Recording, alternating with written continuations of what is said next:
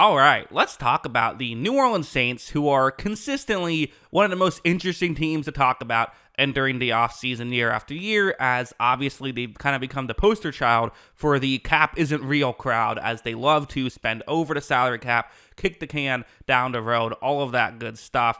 Well, is that what they're doing here? And maybe how can they find ways to, clear this stuff up? How does it work in the first place? And, are they in trouble or are they not in trouble? All those questions will hopefully be answered in this video. Let's just jump into it.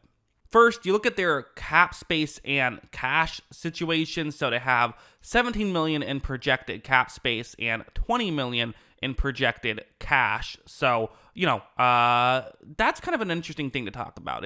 And the cash could be more. Projection is I always go on the low side. It could be up to $50 million more than that. So we don't know. And the Saints do tend to, be on the top. They tend to pay a lot more than the projected cash would indicate. So it might be more than $20 million. But still, I think it's worth mentioning that what I've cleared up a bunch of cap space is really just an accountant thing, right? Like, the cash is what you have. Like, you can't spend over how much projected cash. We don't know how much projected cash they have, but that's kind of the limit. So that's why I think they might be in a bit of a tougher situation this year than they have been in previous years. If you look at their upcoming free agents, like key free agents, that's actually not bad.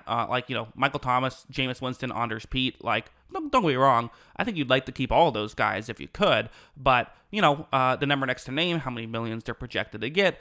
But, you can live with losing all three of these guys, right? Like, that's not the end of the world. A lot of teams lose a lot more than that and are in a lot tougher situations, and you still do have the money to re-sign all these guys if you want to, right? I mean, again, going back to this sort of what's usually the final chart, but I'm going here very early in this video, which for reasons we'll get into in a second. There's not really guys they can cut to clear up some money, but you do see that the cap space $17 million, cash $20 million, and the cost is $16 million. So they could re-sign everybody, and they wouldn't even have to spend over the cap. They'd have $1 million in cap space now.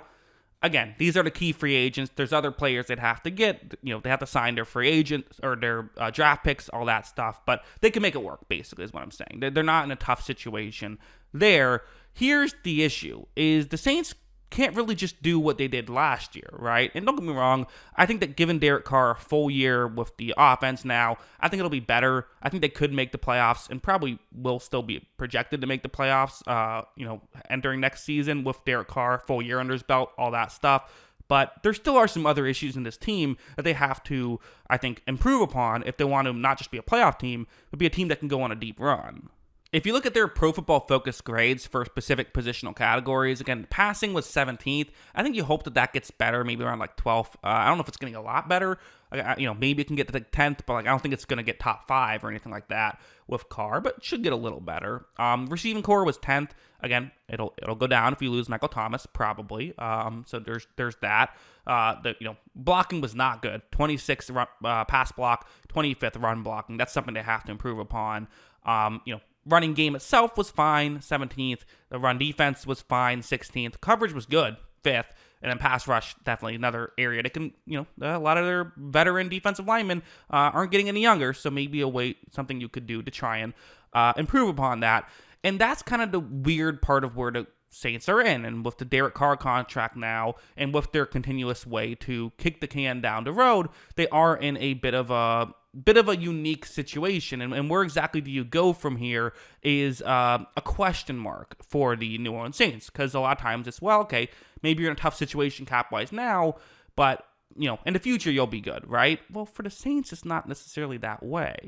If you look at, forget about this year, the next 2 years, their current cap situation, they're projected to be $52 million over the cap in 2025, and then they still are only projected for $75 million in cap space 2 years from now in 2026, which seems like a lot. But again, that far into the future, every free agent signing you make is probably going to bite into that cap. They'll probably be, I wouldn't be shocked if they're over the cap once they get to that point as well, just given the way that they operate. And again, this is part of their philosophy. And a lot of Saints fans might say, well, yeah, who cares? We can spend over the salary cap. You can, but it makes it really hard to get more free agents. You can get a Derek Carr, but you only have so much money. The cap is one thing. You can work around the cap, but you only have so much money, which is why they're in a tough situation. It's why they're not going to go out and probably make a bunch of key free agent moves this year like they did last year, because there is still only so much cash you actually have.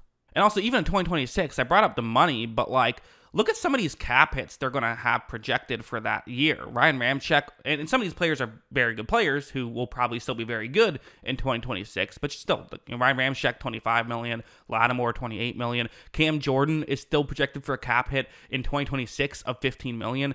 Derek Carr is projected for a $61 million cap hit, and like Eric McCoy, Carl Granderson is projected for $17 million there. Cedric Ruiz is projected for $13 million there. So like, yeah, they have some guys who are going to make some money that year. Now, cap will have gone up. It won't be as big of a deal. All of that stuff is true, but they're just in a weird situation, I think the Saints are, where it's like, I think they'll be good. Like, the playoffs, like, as a Tampa Bay fan, like, they're still going to be a thorn in our sides, right? Like, I still think they're going to be someone who has a great chance at making the playoffs.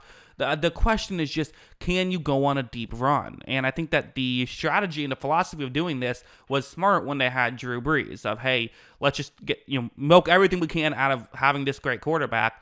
I do wonder if the way they've kind of done this is a bit of a mistake in terms of you can't fully rebuild. You can't get the cash flow back to what you need, so you can go out and sign some more, even forget about big free agents, just quality free agents and just getting the right players, because they might need a tackle, but they might not have the money to go out and do that right now. So now what do you do, right? Like that's just kind of the issue they find themselves in. And they had injuries last year, and like I said, Derek Carr I expect to be better this year. Like, I expect them to be a playoff caliber team in this upcoming season. I just don't know how you really improve from here. You're kind of almost handcuffed, and this is kind of your team that you're stuck with at this point. The good news is Carr did look a lot better at the second half of last season, right? You got that going for you. The good news is this is a division I think a lot of people view as weak, which is fair. It is a weak division. Like, you have that going for you. 10 wins should be enough to get you into the playoffs, you would assume. 10 wins in general gets you into the playoffs, but, it could win you the division, which, as we saw with Tampa Bay, it's like, hey, gets you into the division.